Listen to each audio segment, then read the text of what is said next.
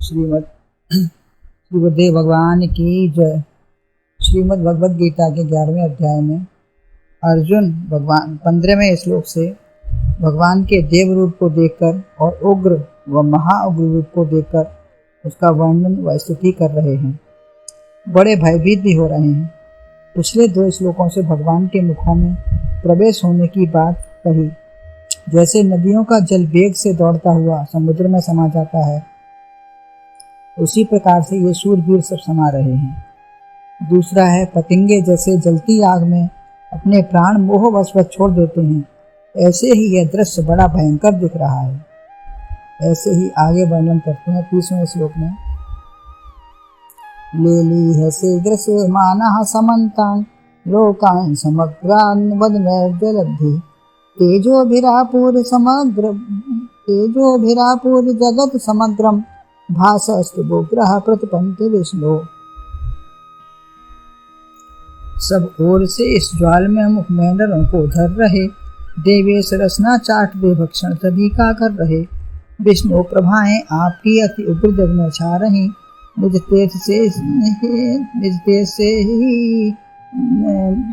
तेज से ही सुरेश संसार सारा तपा रही। इसका अन्वय है, समग्रान लोकान जलब्धि बदने ग्रसमानः समन्तात लेलिह से विष्णु तब उग्रा भाषा समग्रम जगत तेजो भी आपुर प्रतिपंति।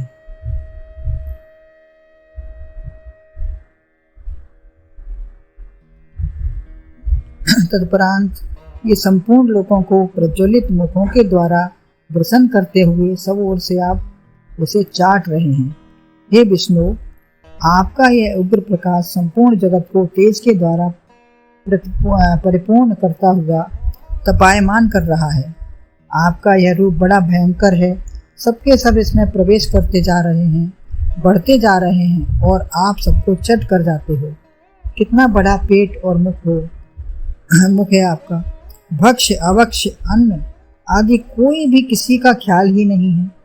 जड़ चेतन हाथी घोड़ा शस्त्र अस्त्र आग आदि सबके साथ, यानी कुछ भी कोई चीज का वो रूप अलग नहीं है। ऐसे भयंकर रूप से मैं स्थिर नहीं हो पा रहा हूँ। ये जितना लोक है प्रज्वलित अपने मुखों के द्वारा जो सबको आपने अपना ग्रास बना लिया है, सभी समाता जा रहा है। आपका भोजन कैसा है? बिना हाथ लगाए ही स्वतः मुखों में प्रविष्ट हो रहा है। सारे विश्व को क्या आप निगल जाना चाहते हैं? सभी ग्रास बना लिया है आपने। प्रलय में तो जल निमग्न हमने सबको सुना है, लेकिन ऐसे विकराल होकर सबको खा जाते हो। संसार में प्रतिद्वंद्विता से या पशुओं में आपस में बैर भाव से बंदर बंदर को खा डालता है। नर बानर पैदा हो, बिल्ली भी बिलौटा को व कुतिया भी कुत्ते को, बच्चे को मार डालती है, खा लेते हैं। पैदा हुए बच्चे को ही खा लेते हैं। कोई राज्य धन या लोभ लालच से या द्वेष के कारण या प्रतिद्वंद्विता से भी कोई ऐसा करते हैं, लड़ाई झगड़ा या मारपीट। लेकिन आप में ये सब नहीं है। आप तो सबके पोषक हो, विष्णु हो। आप सभी को निगलते जा रहे हैं। मैंने सबकी रक्षा करते हुए सौम्य सुंदर ही आपको देखा है, सुना है। ऐसा रूप तो सहन ही नहीं होता। द्रौपदी की रक्षा साड़ी रूप से की और मेरी रक्षार्थी रथ का संचालन किया आपने।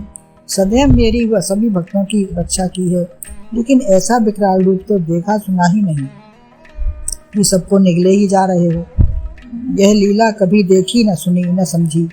यह रूप देखने की इच्छा तो नहीं की थी कि सबको मार डालो, खा जाओ। यह चरित्र तो मैं समझ ही नहीं पा रहा हूँ। समन्तात लेलिए से चारों ओर से आप चाट रहे हैं। जब कोई वस्तु बहुत स्वादिष्ट लगती है तो जीभ लपलपाकर चाट कर लार भी गिरती जाती है, लेकिन यह सारे लोगों को चाट कर खा रहे हो। यह कौन सी लीला है आपकी? समझ में आते ही नहीं। चाट कर चूस कर स्वाद ले लेकर अनेक मुख हैं, अतः चारों ओर से खा रहे हो। किसी को छोड़ोगे भी या सबको खाते ही जाओगे। आप भरण पोषण करने वाले हो, अतः अपने नाम रूप पर आ जाओ। गुण स्वभाव जैसा है वैसा ही विष्णु रूप से सबकी रक्षा करो। त्राहि माम उग्र भाषय प्रकाश उग्र होता ही है, परंतु ऐसा प्रकाश जो प्रचंड है, बड़वाग्नि है, चारों ओर भस्म करने वाली अग्नि है। लेकिन वही आग शीतल हो, धीमी हो, कष्ट न देने वाली हो। यह प्रकाश तो बड़ा उग्र भयंकर हो रहा है। ऐसा उग्र जो तेज है, यह समग्र जगत को अपने तेज से भर रहा है, आपूर्णमान कर दिया है।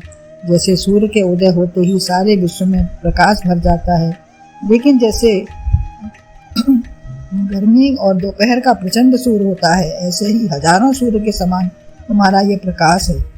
तो हर एक ही घबराएगा उस प्रकाश से, त्रस्त हो जाएंगे। सबको परेशान किए है यह आपका उग्र प्रकाश सबको परेशान किए है। प्रतिपंथी तपा रहा है। तपाना या पकाना यह सूर्य का काम ही है।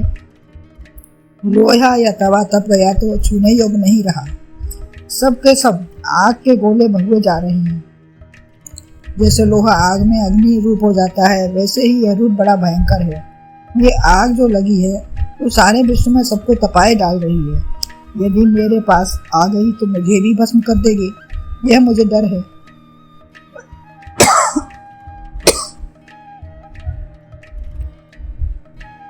युधिष्ठिर व यक्ष वार्ता में पूछा है, क्या बातचीत है, क्या बर्तन व्यवहार या क्या समाचार है दुनिया का। तो हालचाल तो हम बताए हैं, तो हालचाल बड़े ही खराब ही हैं। संसार को कढ़ाई बताया है। समय दिन मास दिवस की कढ़ाई से उसे उलट पलट रहे हैं। कढ़ाई को इस समय दिवस की मास की करछी है, उसी से उल्टा जा रहा है। सूर्य की अग्नि बनाई है, तेज सभी अग्नियां हैं। सब जलकर सारे जीवों को उस कढ़ाई में डालकर उस करछी से पका रहे हैं। संसार में सभी पक रहे हैं इस कढ़ाई में डालकर। साफ निशाना बाल है, बाल सफेद हो गए।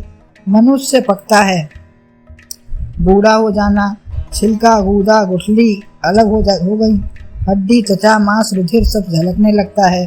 पकते हुए भी होश नहीं है। चावल पकाते हैं तो खैर मनाओ कि हम ना पकें, इससे कोई बचाव है ही नहीं। समय की करछी से सब पकेंगे ही। जब तक नहीं पके हो, विचार कर्तव्य पालन कर सको तो कर लो। जरा अवस्था आएगी तो कुछ नहीं कर पाओगे। शक्ति रहते हुए जो कर ले वही भाग्यशाली है। बीत जाने पर नहीं आगे जागे तो पककर भूल जाएंगे ही। ग्रास सभी के बनेंगे, जान लेने पर निश्चिंत हो जाएंगे। मृत्यु जो बड़ा भय है सब छूट जाएगा। एक उदाहरण, अफ्रीका में किसी भारतीय की चोरी हुई तो कहा यहीं की संपत्ति थी, चली गई। भारत से आप क्या लाए थे। ऐसे ही शरीर में तुम्हारा तागा भी नहीं था, सन्यासी ही पैदा हुए थे। मकान जायदाद धन वस्त्र दौलत कुछ भी नहीं था। शरीर जैसे आया पंचभूतों का वैसे ही चला जाएगा। घर मकान तुम तो हो नहीं, यह सब अलग है। जो हो रहा है होने दो, रोक सकते नहीं। आज पुत्र बहू नौकर किसी पर यदि बस नहीं है तो क्या शरीर पर है हमारे बस पर। हमारे अपने शरीर पर कोई हमारा बस है। जो होना है सो होता है। वृद्ध रोगी मृत्यु या शक्ति क्षीण सब हो जाता है। निरुपाय के लिए क्या चिंता, इसका कोई उपाय नहीं है, उसके लिए हम क्या चिंता करें। अतः चिंतन करो, मैं शरीर नहीं। शक्ति रहते आत्मचिंतन करते करते परमात्मा से एक हो जाओ। जो खुद मस्ती में मस्त हुआ फिर उसका क्या जो हो सो हो। परमात्मा की प्राप्ति व अपने स्वरूप की अनुभूति ही प्राप्त हो जाए। अर्जुन को निमित्त बनाकर सबको दर्शन कराया है। उनके चट करने से पहले ही जो रक्षा कर सकते हो करो। आनंदमय स्वरूप की अनुभूति करो। उनके स्वरूप से भयभीत न होकर सच्चित आनंद में ही अपनी वृत्ति को जोड़ दो। गुरुदेव भगवान की जय।